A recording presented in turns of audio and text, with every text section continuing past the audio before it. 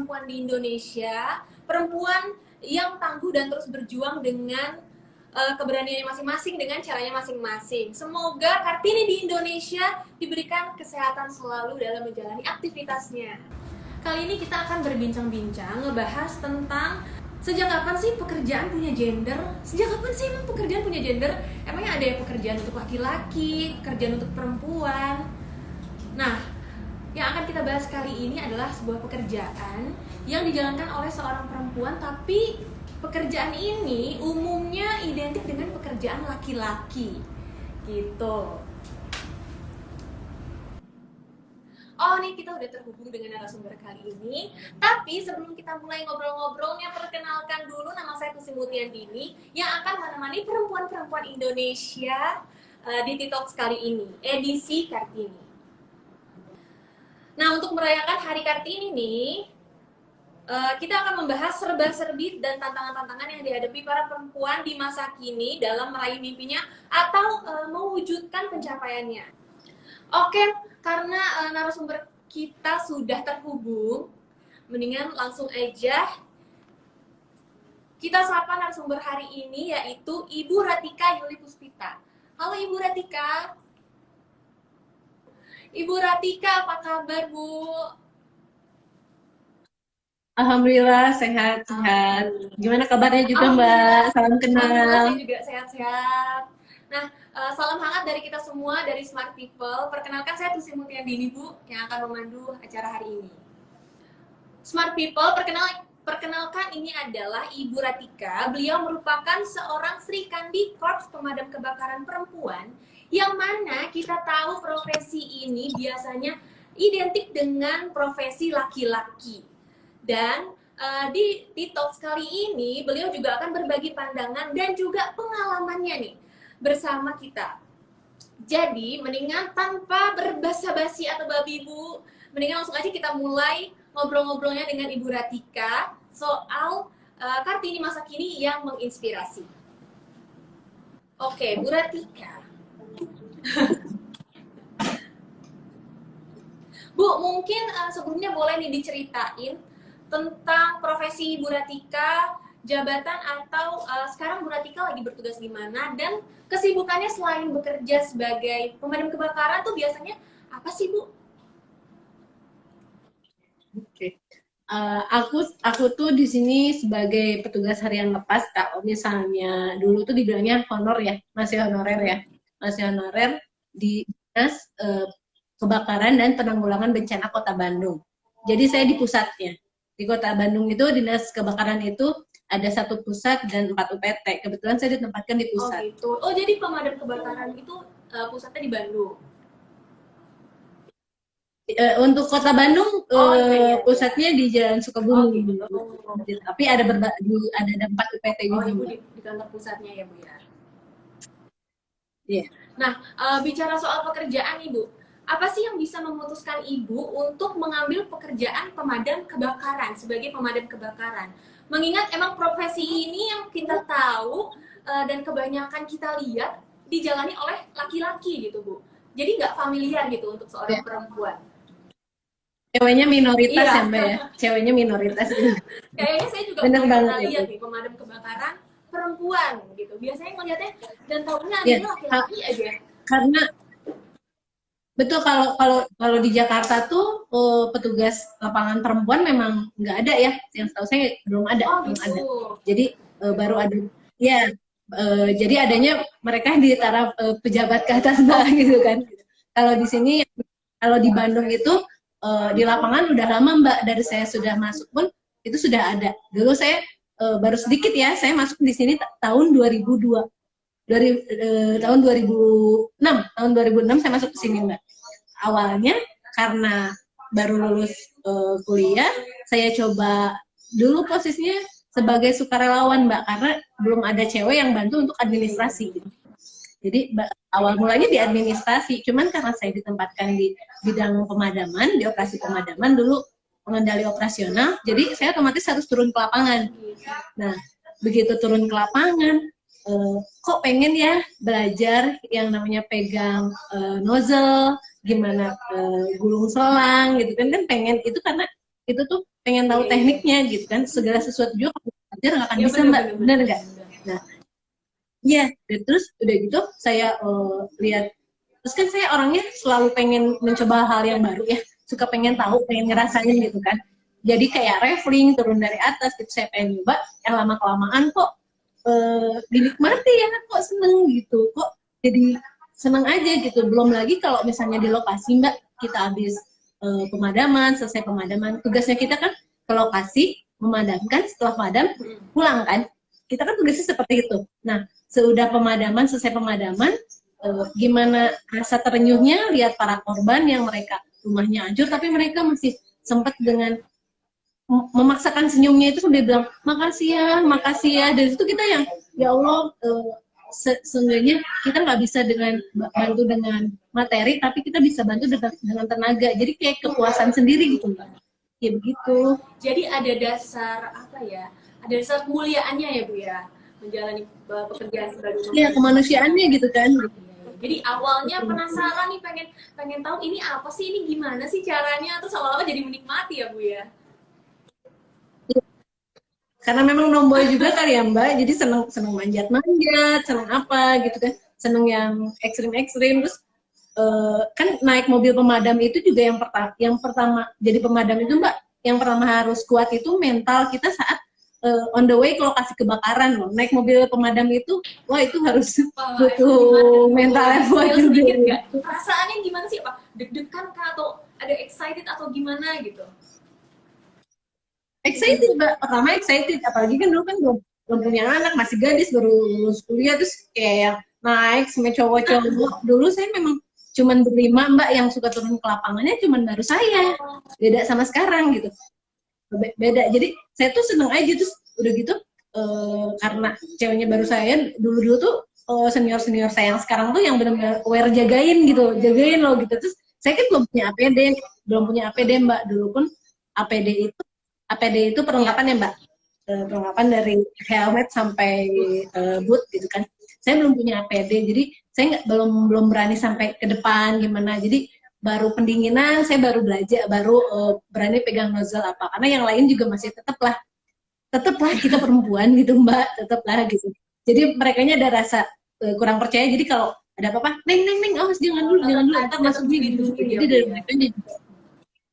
Ya, terus yang senangnya juga ada di sini karena merekanya juga aware juga, sebenarnya terbuka juga sama kita. Jadi, yuk mau belajar, ayo belajar gitu. Jadi nggak ada ngebatasin apa-apa Mbak. Oh gitu. Jadi dari dulu Ibu kayak sendirian di antara para lelaki nih. Ya, untuk di lapangannya, untuk staff-staff Iya. yang lain kayak di keuangan, kayak di kepegawaian itu ada. Cuman yang memang sering turun ke lapangan dari dulu itu Iya. aku Mbak. Nah, kalau kayak gitu, kayak perempuan sendiri di antara laki-laki itu biasanya ada perbedaan pandangan nggak sih Bu selama menjalankan pekerjaan sebagai pemadam kebakaran ini? Oh ada Mbak, ada juga yang ya biasalah netizen ya, netizen tuh ada aja ya. Ah ngapain sih pergi-pergi ke lokasi, paling juga cuma bawa makanan, kayak gitu juga Gojek bisa. Ya emang Gojek bisa masuk ke lokasi kerjaan kita Mbak, kayak gitu kan. Emang emang mau Iya masuk ke benar. antara puing-puing reruntuhan apa, emang mau?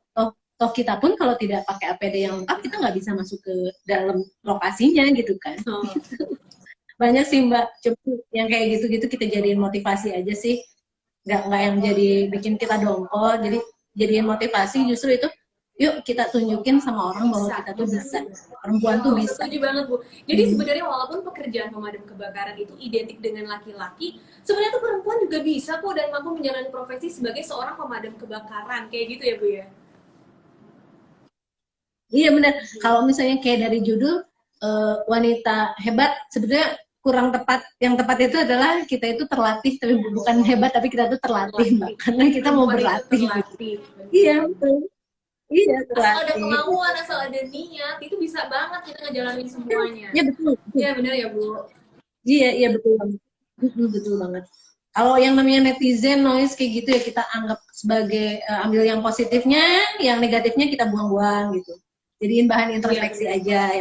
Yang positifnya jadiin motivasi, yang negatifnya kita jadiin bahan introspeksi Betul aja. sekali. Setuju banget Bu sama Ibu, karena kalau misalkan dari perempuan sendiri nggak ada kemauan juga, kita mau apa ngerjain pekerjaan wanita, pekerjaan pria juga nggak akan nggak akan bisa gitu kan.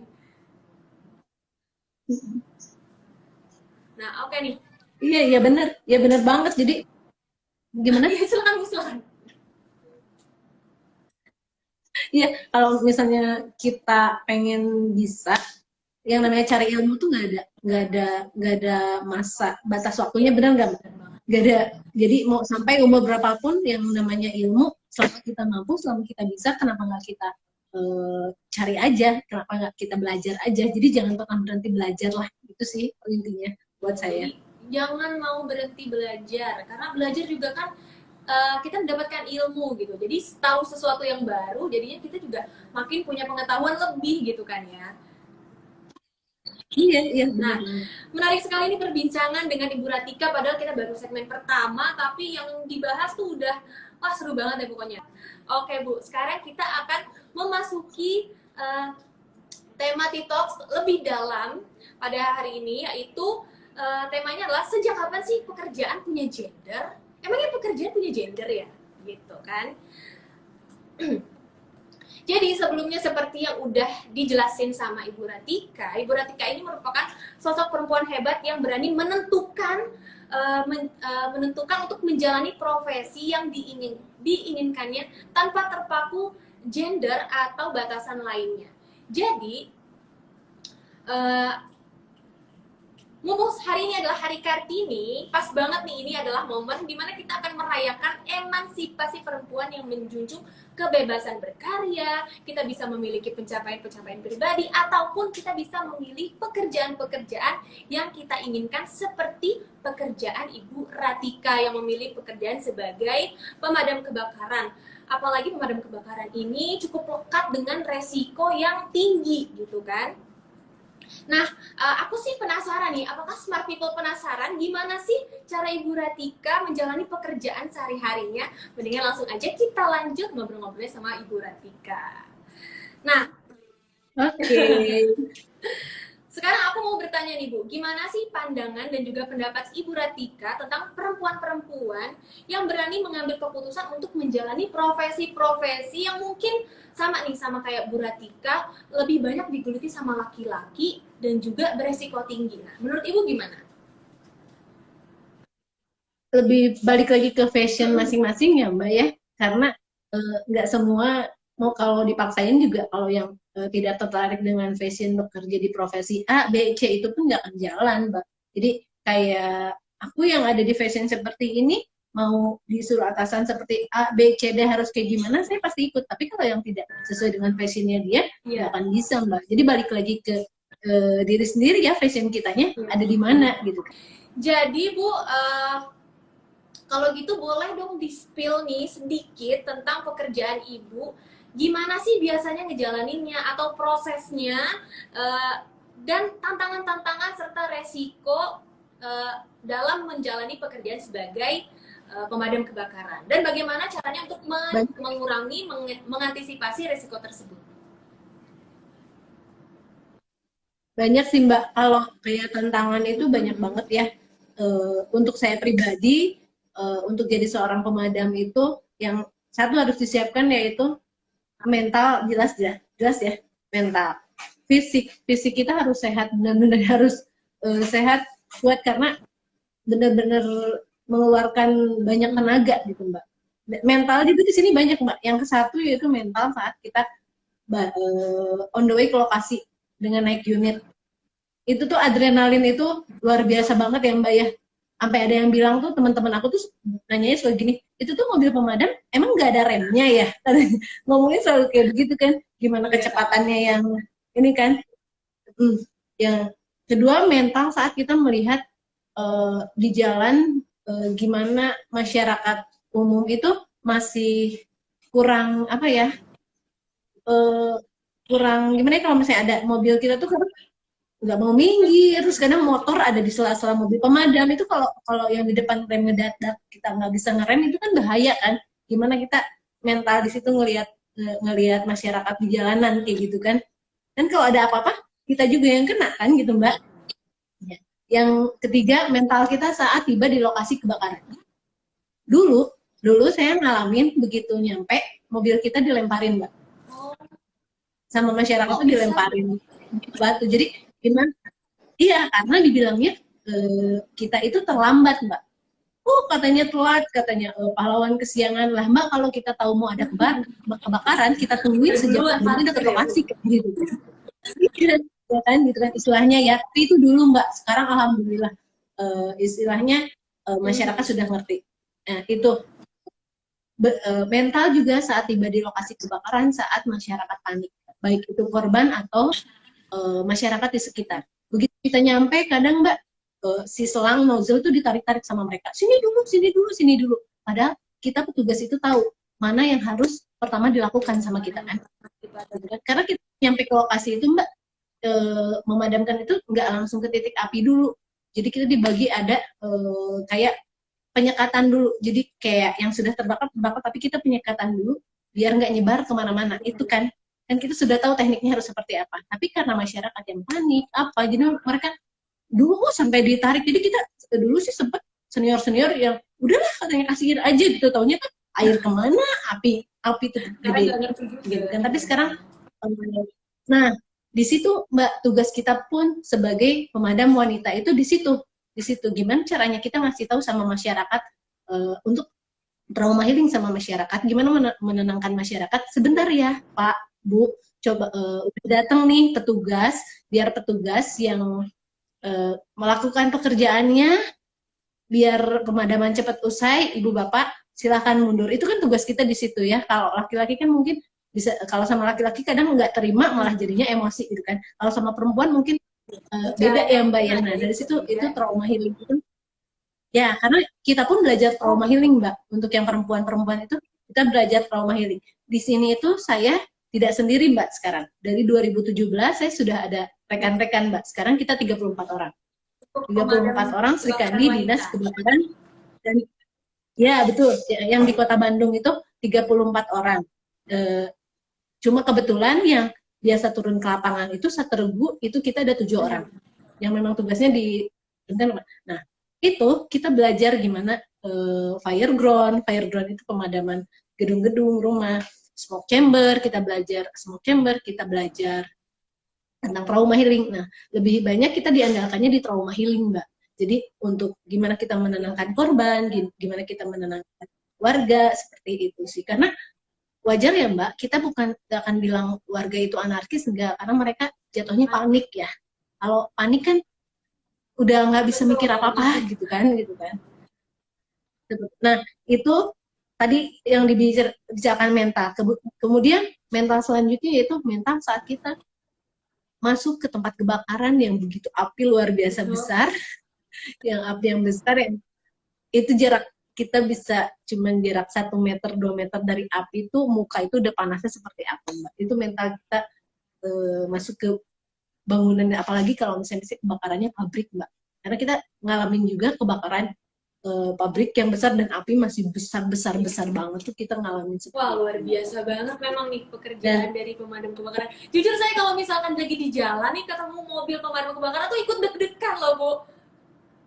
Karena kayak wah di mana nih, di mana gitu kan. Udah yang gitu kenceng-kenceng lagi ya kayak jalannya kan. Iya, itu kita harus minggir karena pemadam kebakaran mobilnya cepet banget. Nah, kalau misalkan melakukan pekerjaan yang tinggi resiko seperti itu, apakah ada jaminan atau proteksi kalau nih ya, amit-amit lah ya Bu, kalau terjadi resiko yang tidak diinginkan? Ada Mbak. Ada, pasti ada ya? Ada Bang. Ada. Oke. Mungkin kalau Mbaknya googling tahun 2017, ada 2 rekan saya yang menjadi korban kebakaran, itu bisa dilihat sih. Oke. Nah, ngomong-ngomong soal asuransi, Tugu Insurance juga punya nih asuransi Workmen's Compensation Insurance yang memberikan manfaat melindungi tenaga kerja dari kecelakaan kerja berupa biaya pengobatan, santunan cacat tetap, dan juga santunan kematian karena kecelakaan kerja pada pekerjaan beresiko tinggi seperti pemadam kebakaran. Oke, Smart People, itulah cerita dari Kartini masa kini, yaitu Ibu Ratika, yang jadi semakin kita tuh membuat para perempuan Indonesia jadi terinspirasi untuk mengambil langkah yang berani dalam menjalani karir. Nah, sebelum kita masuk ke kuis yang udah ditunggu-tunggu sama Smart People, aku mau ngasih tahu nih kalau saat ini Tugu Insurance sedang mengadakan Pekan Perempuan Hebat di Instagram Tugu Insurance. Dan aktivitas ini berlangsung sampai tanggal 22 April 2022. Terus, ini nggak cuma ada aktivitasnya aja, tapi juga ada hadiah, yaitu voucher belanja MAP dengan tema perempuan juga bisa mengerjakan pekerjaan laki-laki. Jadi gampang banget, tinggal upload video reels aja, temanya perempuan bisa mengerjakan pekerjaan laki-laki. Nah, kalian jangan lupa ikut dan menangkan hadiahnya. Lumayan nih buat belanja baju lebaran, ya kan? Mendingan sekarang kita langsung aja lanjut ke sesi berikutnya, yaitu sesi Q&A. Jadi ada pertanyaan dan ini Smart People bukan cuma nanya aja, tapi bakal dikasih hadiah untuk 5 orang beruntung dengan pertanyaan terbaik. Hadiahnya berupa saldo link aja sebesar 500.000 untuk 5 orang pemenang, jadi setiap orang dapat 100.000. Oke.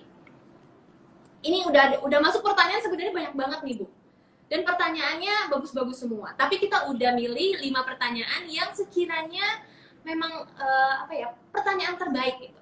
Pertanyaan yang pertama, suka duka menjadi petugas kebakaran tuh apa sih? Ini dari Instagram @gunadigun1980.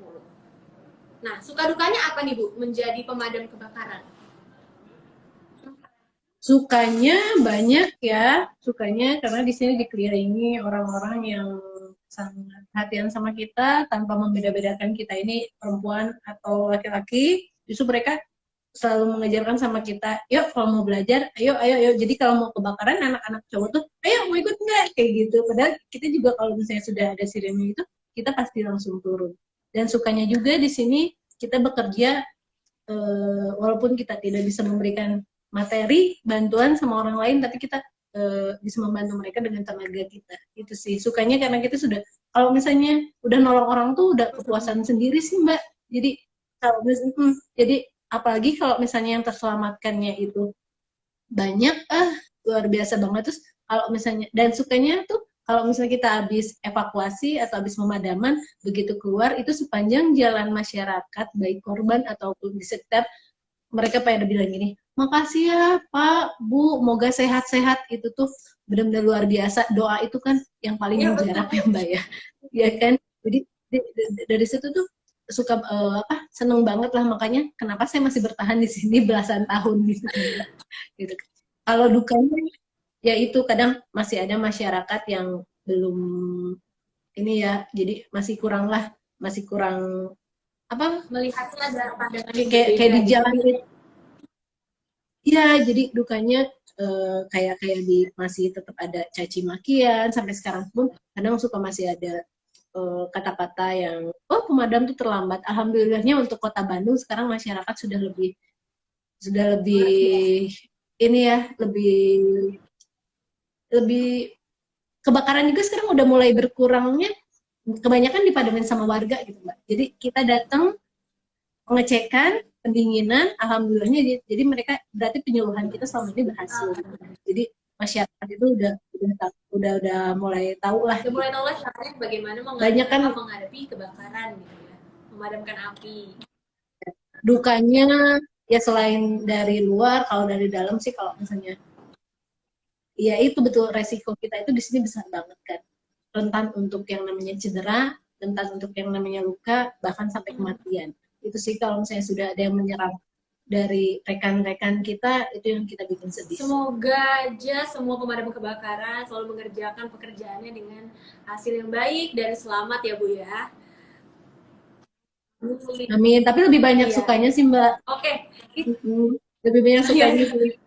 Kita lanjut ke pertanyaan kedua. Ini dari Gamalia Gumai. Pertanyaan adalah, pernah nggak sih kinerjanya dianggap remeh karena melakukan pekerjaan laki-laki? Wah, ini udah terjawab banget ya Bu ya. Iya, udah dijawab kan. Pernah banget lah. Bahkan mungkin nggak dari luar, dari dalam juga adalah. Tapi maksudnya dari istrinya pasukan yang cowok gitu, ngapain sih cewek ikut-ikut gitu. Tapi ya nyinyirin gitu ya sudah lah kan, kita nggak tahu pekerjaan kita seperti apa. Kalau misalnya mau tahu, yuk lihat kita di lokasi. Oke, kalau gitu kita lanjut aja ke pertanyaan ketiga. Ini dari @andingdiko. Pertanyaan adalah, bagaimana Ibu Ratika menjelaskan kepada anak-anak soal pekerjaan yang riskan ini? Apakah untuk anak perempuan Ibu Ratika juga membebaskan memilih job tanpa melihat gender? Jelasin ke anak-anak sebetulnya mereka lebih cuek Mbak, ibu bapaknya ada. Sebetulnya suami saya juga Oh di gitu. pemadam juga Mbak. Jadi udah tahu Gitu. banget ya pekerjaannya Ya, sebenarnya ya. ya. Jadi anak-anak sih udah cuek. Jadi kalau misalnya saya telat pulang, tinggal telepon, Teteh, Kakang, Umi pulang telat ya. Ini ada kebakaran. Oh iya. Jadi mereka ini lebih cuek sih Mbak, karena mereka udah biasa. Jadi yang lebih justru yang lebih kayak interest itu teman-temannya ya. Jadi kalau teman-temannya di ketemu kita di sekolah atau apa, iya ada mamanya Aidan, ada mamanya Najib, pemadam kebakaran gini-gini. Anak-anak kita ini sih dalam aja udah tahu kerjaannya seperti itu. Jadi kalau misalnya ada kebakaran apa, mereka cuma bilang, oh iya Mi, hati-hati, nggak ada harus ngebatasin seperti apa gitu. Mereka lebih ya mendukung aja sih, support Jadi aja. terserah aja dia anak-anak mau apa gitu. Iya, support aja. Terus kalau misalnya ditanya, kakak nanti mau jadi pemadam nggak sih? Boleh. Jadi kalau anak aku yang perempuan juga Oh boleh. gitu. Oke, untuk Nanti. pertanyaan selanjutnya ini dari @oli.ah. Pertanyaannya adalah, semangat seperti apa yang seharusnya dimiliki oleh perempuan masa kini agar menjadi perempuan kuat yang berdaya di setiap pekerjaan apapun yang dilakukan? Gimana nih menurut Ibu Ratika? Semangat semangat untuk belajar, semangat untuk berjuang, semangat untuk bertahan dalam situasi Betul, apapun. Benar betul. nggak Mbak? Seorang perempuan itu harus Iya kan? bertahan di situasi Iya. apapun. Jangan pernah menyerah. Walaupun kalau kita misalnya pengen menyetarakan dengan laki-laki, oke lah ya. Tapi kalau untuk kita lebih unggul dari laki-laki, menurut kalau secara pribadi saya, nggak ke situ ya maksud saya. Karena kalau perempuan itu kalau sudah ke rumah tetap jadi seorang istri dan seorang ibu. Kalau prinsipnya seperti Betul. itu. Kalau udah di rumah udah beda ya. Setinggi apapun perempuan, ya, setinggi apapun perempuan di rumah, kamu tetap istri, tetap ibu, ataupun yang belum nikah tetap jadi seorang anak. Ini ada pertanyaan terakhir Bu dari Adinda Safra. Pertanyaan adalah, bagaimana tanggapan keluarga ketika Ibu bekerja sebagai pemadam kebakaran? Apakah ada pantangan dari orang sekitar dan bagaimana Ibu meyakinkan mereka, meyakinkan keluarga Ibu lah waktu lagi awal-awal nih jadi pemadam kebakaran? Alhamdulillah sih Mbak, nggak ada pantangan, nggak ada kekhawatiran. Ya kalau namanya kayak orang tua pasti khawatir ya.